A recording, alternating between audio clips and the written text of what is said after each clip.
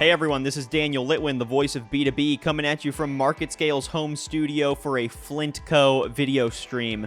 I'm joined on the line today by Peter Mason. He's a Code Inspector C for the city of Austin, Texas.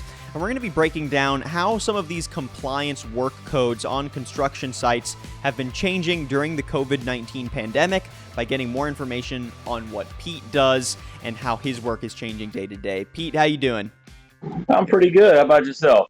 I'm great. Thank you so much. How have you been holding up during the pandemic personally? Everything good on your end? Everything's really holding down fairly well. I think we're getting along. Everything is going very smoothly, smooth as it can be. Everything's transitioning fairly well. Fantastic.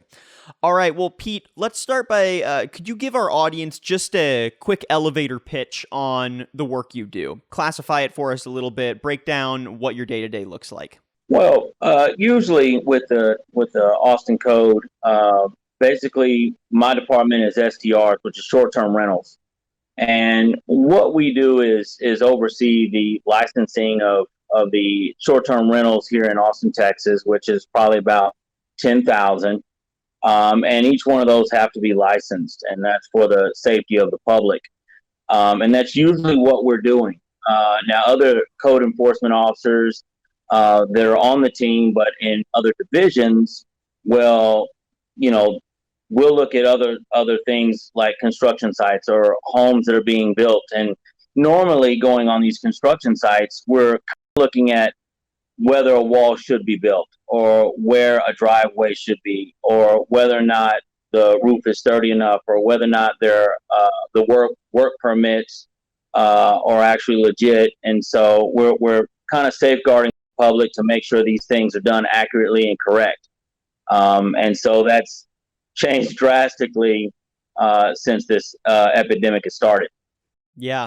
Well, thank you for transitioning so seamlessly. I was just going to follow up by asking, how has your code compliance work changed during this COVID-19 pandemic, specifically on construction sites? What does that shift in day-to-day look like? We've gotten our call volume has increased significantly to right now. I think we've done over 3,000 311 calls. And Wow. a lot of what we're looking at is maintaining that social distance, which is 6 feet, and keeping that safety, hand washing station, temperature taking, making sure that construction sites are safe for everyone involved, for the workers involved. And, this is not like something we've ever seen before. This is an airborne virus. So when it's still safety related, but when you can catch it just walking through the air, it's potentially extremely dangerous. Right. How does that relate to the specific work that construction professionals have to go through day to day? How does their work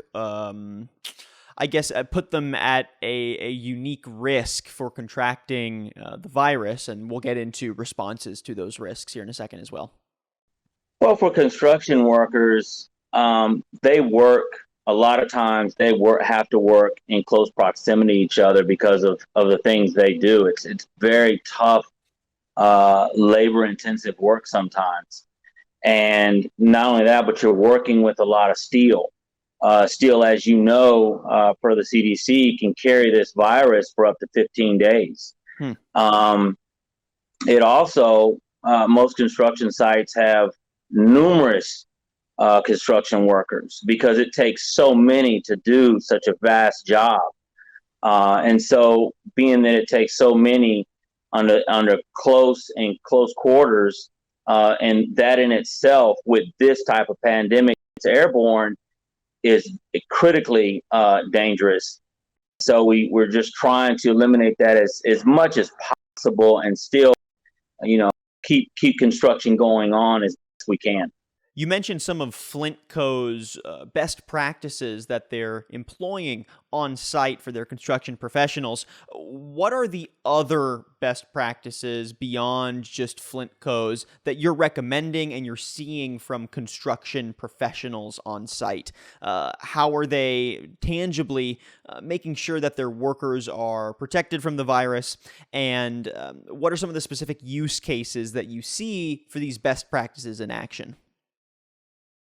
Well, one of the things that we're looking for really closely monitor, something that we can see right off the bat when we arrive on scene, is making sure that everyone has a mask, um, and everyone, if possible, gloves.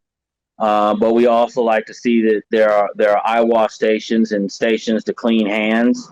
Numerous stations, as many as possible. We like to have numerous many more bathrooms to utilize, personnel to clean those bathrooms. We also like to see, I know that eye protection is not always available, but we like to see that as well. And we like to see the social distancing as much as possibly it can be done. 6 feet is a minimum. If it can be done more, then great. And we like to see essential personnel only. And I think that what I've seen so far it's pretty good. And I'd have to say, and I'd use Flintco as an example. Um, they've staggered their shifts, and this was long before um, the new construction phase came out, where we kind of implemented a construction, or the city of Austin implemented a construction new ordinance kind of pertaining and detailing construction sites. And Flintco was kind of ahead of the game in that aspect. They distanced, not only did they have distance, but they staggered their work shift. They were able to, something that I found very unique and still do today, is that I haven't really seen a lot of this, and it's not in our guidelines. And I'm sure that it's something that we probably are looking at, and that is they're color coded, and so that if workers don't have that color of the day, then they can't be on site, and that's something that I haven't seen, but it definitely kudos to them, because that's an outstanding benefit, and I think it goes a long way. And have you received feedback from any other construction professionals, besides Flintco, regarding how the compliance measures may be affecting, day-to-day work on site, and how they're reacting to the new standards and then meeting those new standards?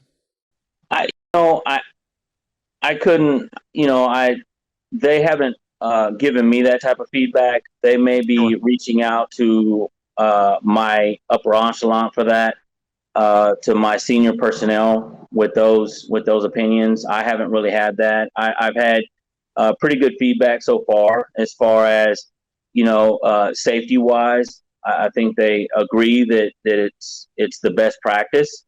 But as far as anything other than that, they don't. I haven't had that any detailed feedback so far. All right, just to wrap then, Pete, do you have any advice then for other professionals looking to make sure that they are staying in line with these new COVID-19 pandemic standards for their on-site professionals? Do you have any other tips or just advice and best practices so that they can meet those new standards?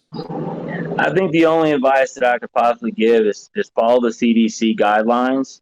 The city of Boston has, on their website, has put these guidelines in detail, and they've put them in black and white, and they've been very clear about them. I think Flintco's done an excellent job. I mean, I've read theirs, and they actually have a lot of those websites on their paperwork.